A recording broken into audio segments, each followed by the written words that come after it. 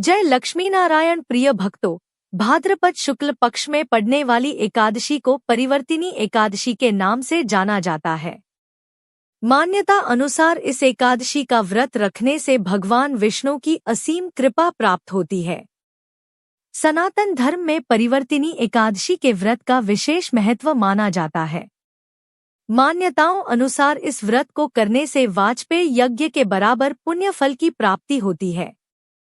इस दिन मुख्य रूप से भगवान विष्णु के वामन अवतार की पूजा की जाती है। परिवर्तिनी एकादशी को पार्श्व एकादशी, वामन एकादशी, पद्मा एकादशी, डोल ग्यारस, जयझूलनी एकादशी और जयंती एकादशी के नाम से भी जाना जाता है। इस दिन लक्ष्मी माता का पूजन भी श्रेष्ठ माना जाता है। चलिए जानते हैं परिवर्तिनी एकादशी की डेट, मुहूर्त, पूजा विधि, महत्व और व्रत कथा।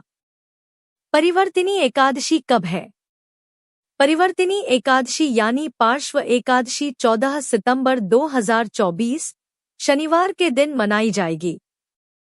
एकादशी तिथि का प्रारंभ 13 सितंबर की रात 10:30 से होगा और इसकी समाप्ति 14 सितंबर की रात 8:41 पर होगी।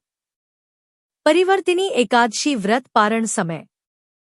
परिवर्तिनी एकादशी व्रत का पारण 15 सितंबर की सुबह 6:06 से सुबह 8:34 तक किया जा सकेगा।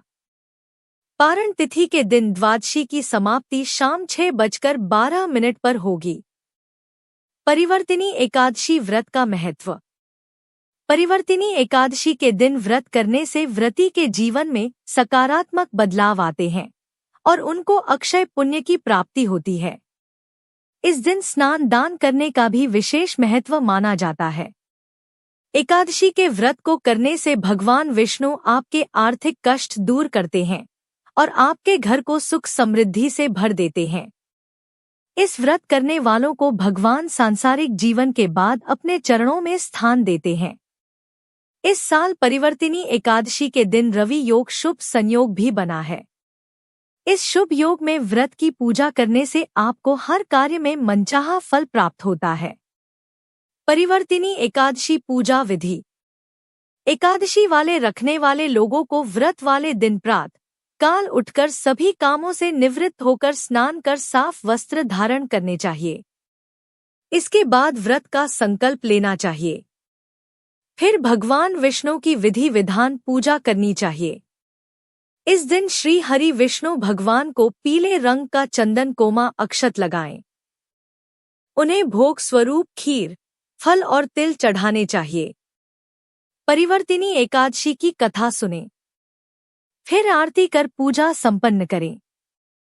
ध्यान रहे कि भगवान विष्णु के भोग में तुलसी का इस्तेमाल जरूर करना है। इस दिन फलाहारी व्रत रखें। पूरी रात भगवान के भजन व कीर्तन करें। फिर अगले दिन ब्राह्मणों को भोजन करवाकर शुभ मुहूर्त में व्रत का पारण करें। परिवर्तिनी एकादशी की कथा। पौराणिक कथा के अनुसार त्रेतायुग में बलि नामक असुर का राज था। असुर होने के बाद ही वह महादानी और भगवान श्री विष्णु का बहुत परम भक्त था। राजा बलि के महल में जो कोई भी आता था वह उसे खाली हाथ नहीं जाने देता था। एक बार वामन अवतार में भगवान विष्णु ने राजा बलि की परीक्षा लेने की सोची। उस समय राजा बलि ने तीनों लोकों पर अधिकार कर रखा था। क्योंकि बलि बहुत बड़ा दानी था इसलिए भगवान विष्णु वामन रूप धारण करके उसके पास पहुँचे और उन्होंने बलि से 3 पग भूमि की मांग की। बलि ने वामन स्वरूप भगवान विष्णु की प्रार्थना को स्वीकार कर लिया और उन्हें 3 पग जमीन देने का वचन दिया।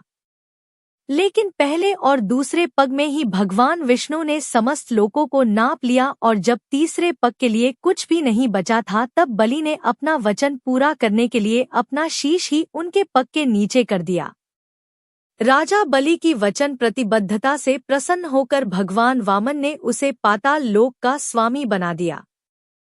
लेकिन राजा बलि ने भगवान विष्णु को भी यहाँ अपने साथ रहने के लिए कहा। ये बात भगवान विष्णु ने स्वीकार कर ली। इसके अलावा इस एकादशी के दिन ही विष्णु भगवान सोते हुए करवट भी बदलते हैं।